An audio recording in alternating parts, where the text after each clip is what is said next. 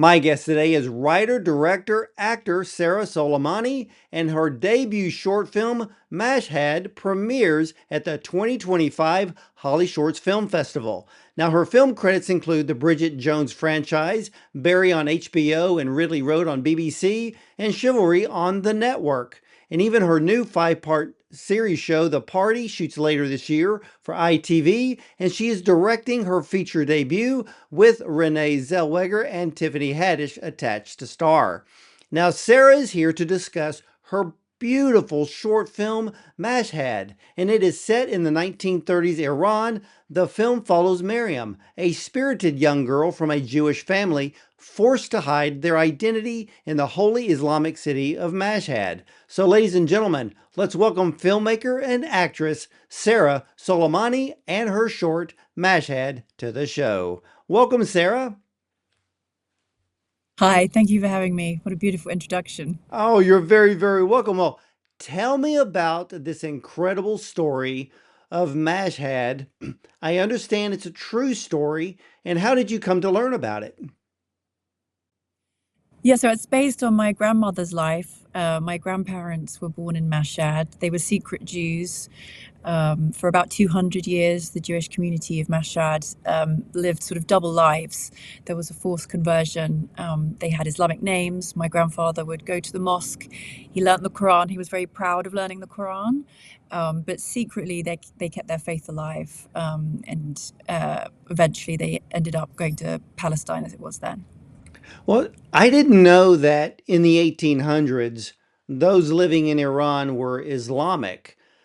I thought the Islamic regime didn't enforce their religion until the overthrow of the Shah in 1979, but Iran was originally Persian, correct? Yes, exactly. It was Persian. I mean, there was always uh, uh, Muslim practices in different areas in Iran. There was different authorities. Mashhad is a very religious, very holy place. It's the shrine of Imam Riza. So there are still pilgrims going. Over 20 million pilgrims going every year to this town. But the Jews of the Middle East, often we look at Jewish people through the lens, especially in Israel, through the lens of Europe. But in 1948, there were mass expulsions of Jews from Iran, Iraq, Yemen, Syria, Libya, and Egypt. And we don't know that Jewish history.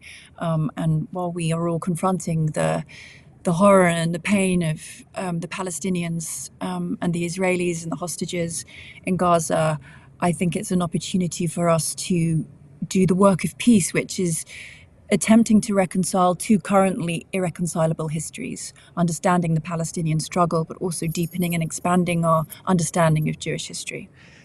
You know, I love the fact that you were bold enough to bring this film forward.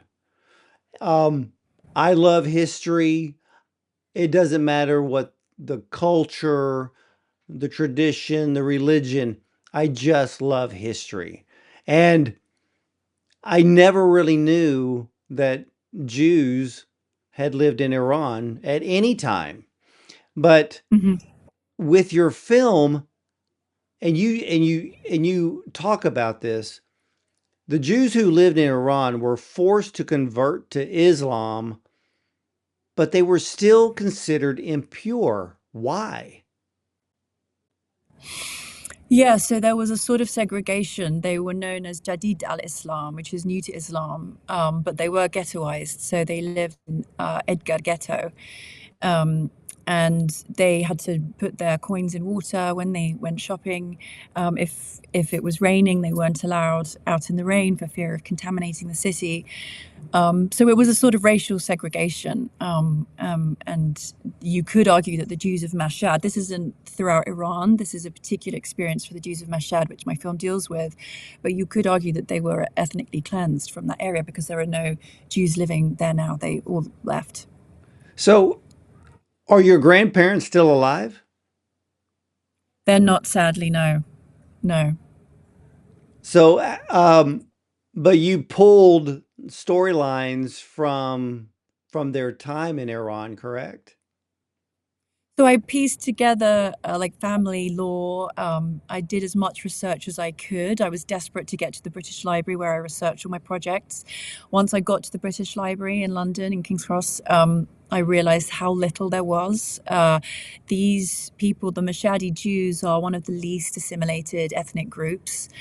They stay very close knit. They don't tend to marry not only outside Persian Jews and American Jews, but they don't marry non-Mashadi Jews. So I'm a complete random accident to have the heritage that I do.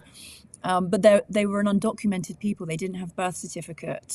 So there isn't really that much to formally discover, but I went to Great Neck in New York, where there is a tight knit Mashadi community, and I met people in their 80s and 90s who were my grandparents' age, and they told me about the pogroms, the call to kill the Jews from the mullahs, the ghettoization, that they couldn't access a doctor, they had typhoid, that kind of thing, and I recorded them as a sort of separate testimony so that their lived experience is preserved.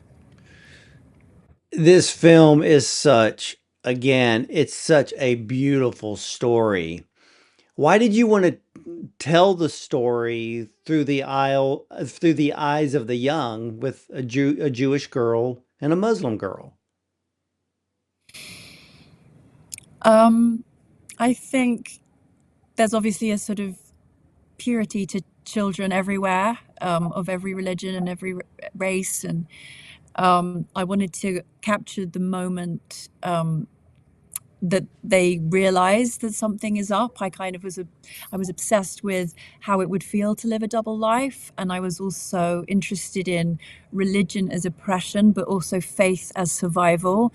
Why they kept their faith, what it, even though their life was at risk, something kept them going, and I think that's a universal story. I think that could even be a story of Islam, that we often ask the certain questions about Islam, but there's a reason that it's moving people and people are coming to the faith.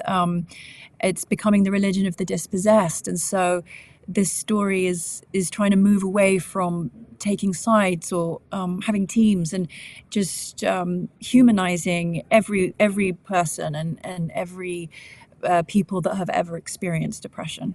You know, that's why I love this film is you humanize this whole story.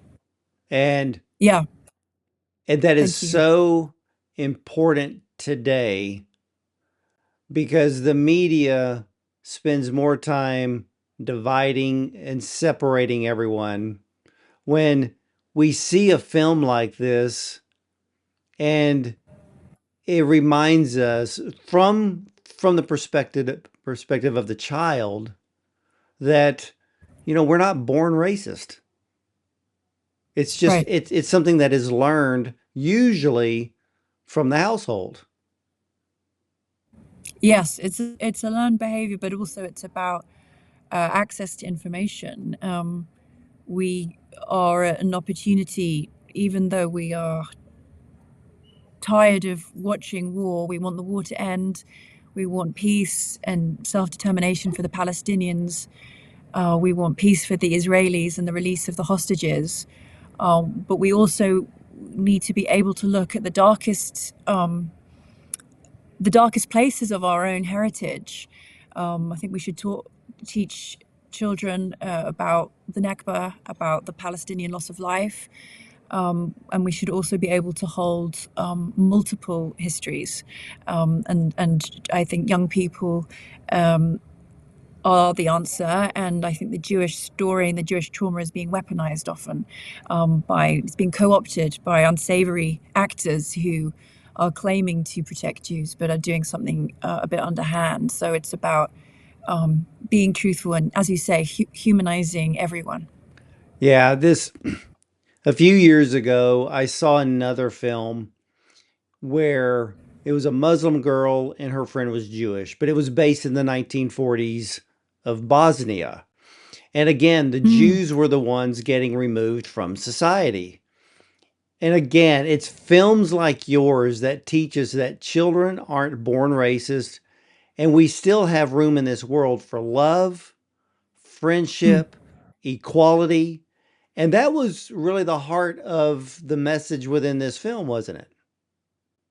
Exactly. And when I interviewed these Mashadis, one thing one woman shared with me stayed with me when I asked her what it felt like to hear the call to prayer. Muslim people pray 5 times a day and they have this call to prayer. And she said, I knew it wasn't for me, but I found it very beautiful. I loved the sound of his voice.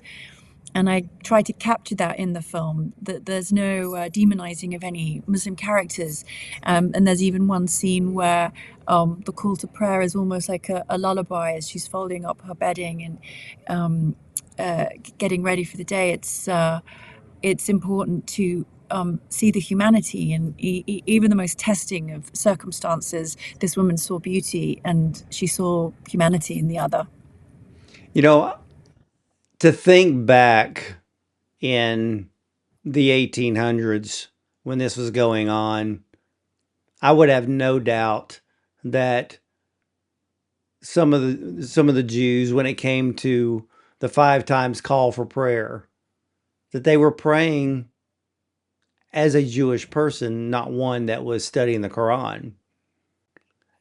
And there's power in that. Hmm.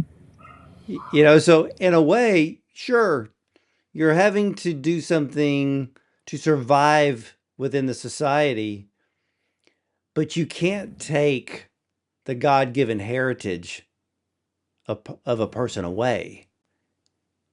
And I Right. saw part of that in this film and I loved it, Thank you so much. you know. And one of the things I also noticed in your film is that racism has been a thorn in the side of humanity for centuries. The old man in the film who kept taunting the mother about staying out of the rain. Oh my Mm. gosh. It made me angry, but I felt the pain of his words as I watched Miriam's mother go about her chores. Right. Yeah. And again, I tried not to sort of demonize him. He was just sort of saying the orders of the day.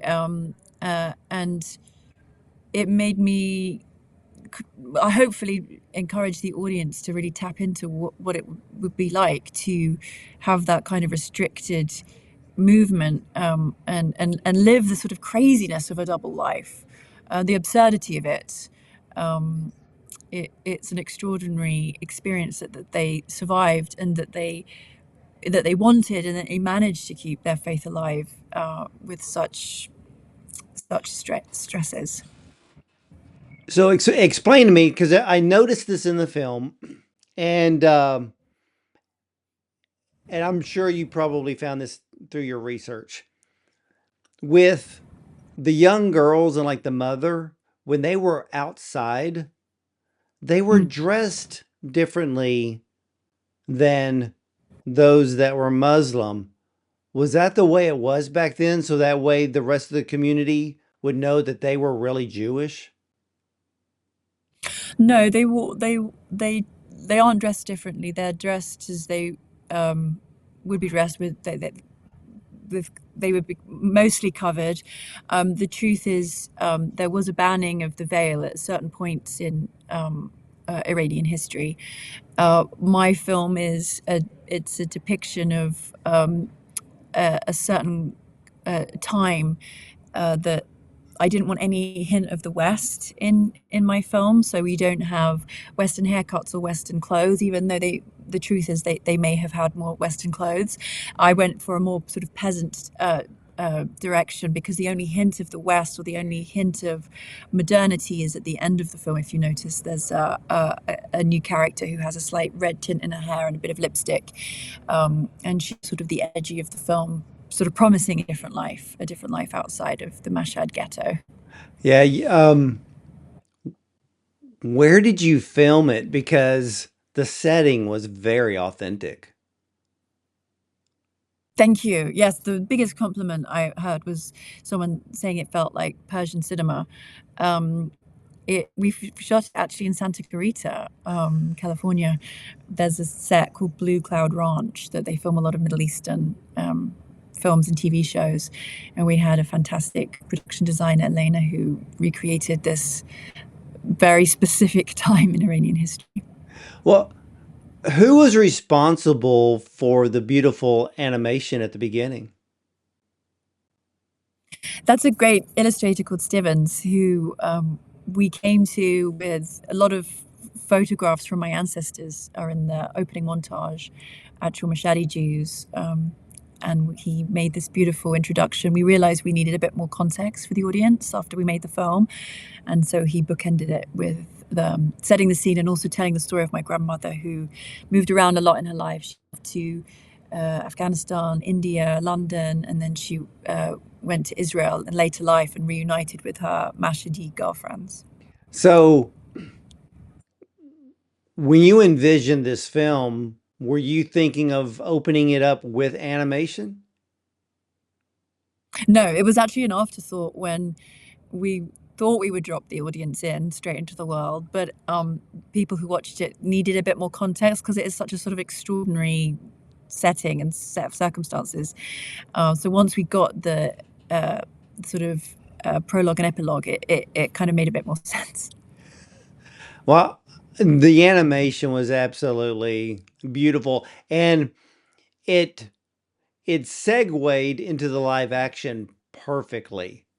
And because, but like I said, Thank I'm you. a lover of history, so I loved the history in the very beginning, which sets up the rest of the film, and in the understanding within the film. So everything worked fantastic. Now, with all of the actors, were all of the actors Persian? Yeah, yeah, they were Farsi speaking Persian people.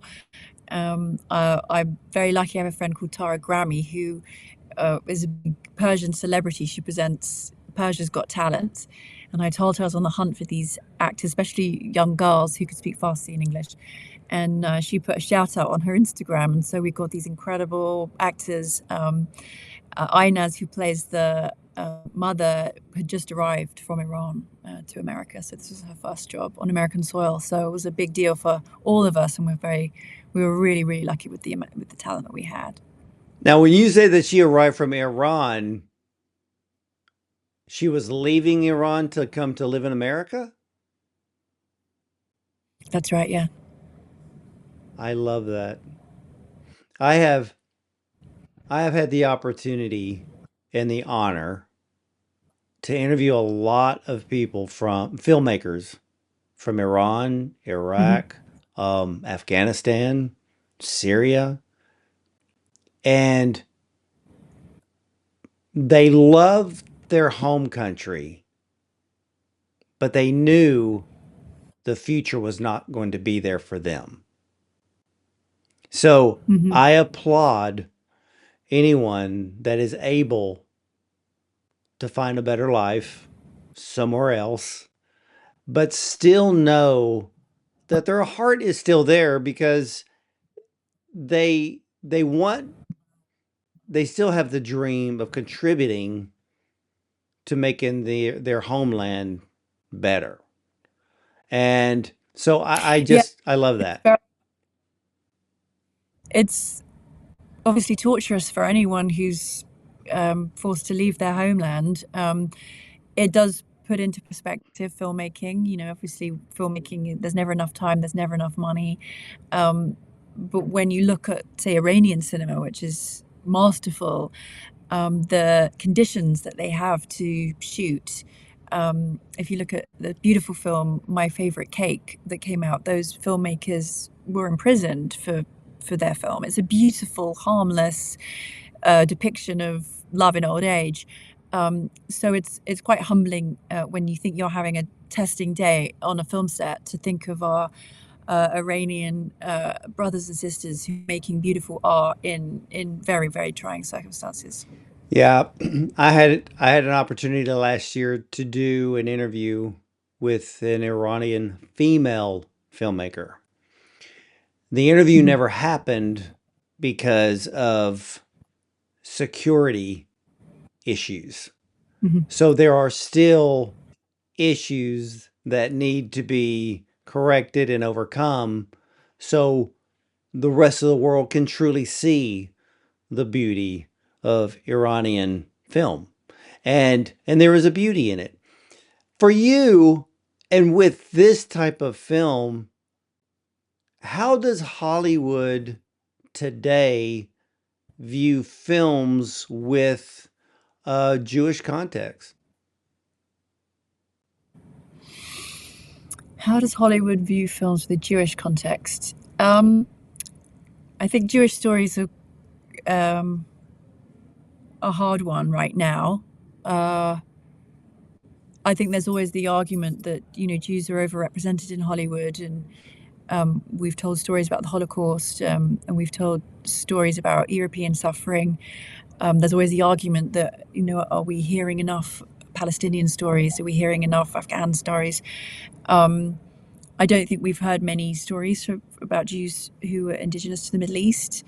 I think it'd be interesting to see the reaction to the film and what it brings up for people. But overall, the reactions for me has been, I just didn't know that happened, and I just didn't know that piece of the history. So for me, it's an opportunity for us all just to actually quite gently and softly do the work of peace, which is to listen and to be in dialogue and to be open-hearted and open-minded. Often we think of peace as raging and shouting, and there's a lot to rage and shout about when we witness suffering. But if you want to live peace and you want peace in the Middle East, but you have lost your Jewish friends since October 7th, you're not living peace. And it's often a gentle work, and it's making art, and it's listening, and of course it's helping and sending resources and sending money to people who are suffering, but it's about persistence, and I want to make sure that people don't burn out. They keep their focus on this region, they keep their intention, and they try and build peace, and that will come from listening to each other and loving each other. I completely agree, Sarah. And we need, the whole world needs to love one another. I think the Mm-hmm. greatest thing, and this is why your film has such beauty, is because we expand ourselves when we learn about others. And Mm-hmm. and I've interviewed, I've interviewed so many Middle Eastern filmmakers, and I love it because I get to hear their stories. I get to hear where they came from. I get to hear what it was like living there, Mm-hmm. learning customs, learning traditions. But the same thing goes on when I interview Jewish filmmakers. I get to understand traditions and cultures that I may not heard of or didn't know about. But we Mm-hmm. all need to be the type of people where we listen to one another and not Mm-hmm. judge one another. I think the media is the one that's the major culprit in creating the narratives of division and judgment. But I agree with you. We don't see enough films from these regions, and we need to see more. And your film is absolutely beautiful. So, now you're premiering at Hollyshorts. So your That's film correct. has not been seen by an audience yet. No, no, first time on Saturday. Yeah. So what was the first reactions of those who have seen the film? Maybe the cast and those on your team that have seen the film. What were their overall reactions? Well, the screening on Saturday will be the first cast and crew screening, as well as a wider public audience. My dad, who is his mother, the film is about, has flown in from London. He'll be coming to the Chinese theatre. He's a massive film buff, so it'll be a very emotional experience for both of us. Like I said, the reaction so far has mainly just been I did not know this piece of history, and people have been interested to learn more. You know, now that I know the story, so it was your grandmother and her friend. How did they stay in touch all those years? Well, they didn't. They lost touch, and it was only in later life when I would visit my grandmother in a nursing home in Herzliya, Israel, which is on the coast, and she would be playing cards and smoking with these Mashhadi girls, and they would tell. They would share that they actually knew each other back in the day when they were in Mashad, and it was sort of a beautiful friendship story that, 70 years had gone by. They hadn't seen each other, but that's where they reunited. That's where they found sanctuary. Well, okay, so back in their day, um, Mm. so it was what? So it was not allowed to have a friend of the opposite religion in Iran? Well, I don't want to give any spoilers for the Yeah, film, right. but reveal is that they were both Jewish. So it was really two secret Jews who formed a friendship together, and reunited in Israel later in life. Yeah, again, Sarah, such a beautiful, beautiful story. Um, and ladies and gentlemen, if you are attending Holly Shorts this year, make sure that you are in the theater to see Mashhad because this is a film that everybody needs to see. And Thank you I so want to see this film go a long way. It has a beautiful story, it has a beautiful message. It's just a beautiful film. And I have to ask Sarah, I loved the cinematography. So who was your cinematographer for this film? Christina Dunlap. She's a fantastic cinematographer. She shot American Fiction, which is one of my favorite films. Got nominated for, won an Academy Award, I think, for best screenplay. And yeah, she was. I was very, very lucky, and all the people that helped me make this film, we had the sort of best in the business, which was great. Wow, yeah, it's literally you did everything right with this film. And again, not to give any spoilers away, um, I love I love the scene with the mother towards the end. I'll just say that. Oh, I just thought it was beautiful. And like you said, with the transitioning of the scenes, and then you just add that one little element towards the end. It just works. But it's a very, very powerful story. So when you attend Holly Shorts and everybody's in the theater, what do you hope the audience will take away from seeing Mashhad? um, I hope that their concept of Jewish people, maybe even Israeli people, is slightly expanded and slightly deepened. The truth is that the largest ethnic Jewish group in Israel now are not of European heritage. They're Mizrahi Jews, they're from the Middle East and North Africa. And I think it doesn't undermine the Palestinians, it doesn't undermine peace to have an accurate grasping of all our history. We're one human race. We do share a history, we can reconcile our histories, and we can have peace in our lifetime. Thank you so much for this interview. Oh, I love that, Sarah. So I understand, and I'm not sure if you're allowed to talk about it or not, but I understand that you're working on directing your first feature film with Renee Mm-hmm. Zellweger and Tiffany Haddish, who are attached to star. Can you tell us a little bit, or is it a kind of a hush hush at the time at this time? No, it's called Mango, and it's a story about four girls over one night in one car in Los Angeles. And the secret is that one of them's been living in her car for 6 months and her friends don't know. It's a comedy, it's a satire, but it's also a tale of two cities. And it looks at the housing crisis in Los Angeles and the vulnerability that Americans have of being homeless.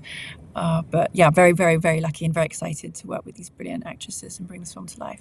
Well, congratulations to you to direct your first feature. Ladies and gentlemen, Sarah Solemani's beautiful short film, Mashhad, is set in 1930s Iran, and the film follows Miriam, a spirited young girl from a Jewish family, forced to hide their identity in the holy Islamic city of Mashhad. Now, as her curiosity and longing for connection grow, she forms a secret friendship with a Muslim neighbor girl, but together they share innocent adventures until Miriam's dual identity is exposed, placing both families in jeopardy. What unfolds is a poignant story of hidden faith, generational trauma, and quiet defiance, told through the eyes of a child discovering the power of truth, tradition, and friendship in a world built on secrecy. Now, I've had the honor to interview filmmakers from all over the world, many from the Middle Eastern countries, and others from Israel, Europe, and of course the UK and the USA. But one thing I know is we are all masterpieces in the creator's eyes. Films like Mashhad is a stern reminder that we need to embrace our differences, form friendships, listen to one another, and expand our hearts and our minds. And Sarah, I want to thank you so much for sharing this amazing film with me today. Thank you so much. Thank you so much for your time and your supportive words. Thank you for listening. You're absolutely welcome. And again, ladies and gentlemen, if you're attending Hollyshorts Film Festival, make sure you are in the theater to see Mashhad. You will love it just like I do. So, ladies and gentlemen, you can catch all of the Bondon Cinema interviews at bondoncinema.com. Check out our Prime show, our YouTube channel, and you can also listen to us on Spotify, iTunes, Audible, and more. And remember, you're either going to see me at the movies or from the red carpet.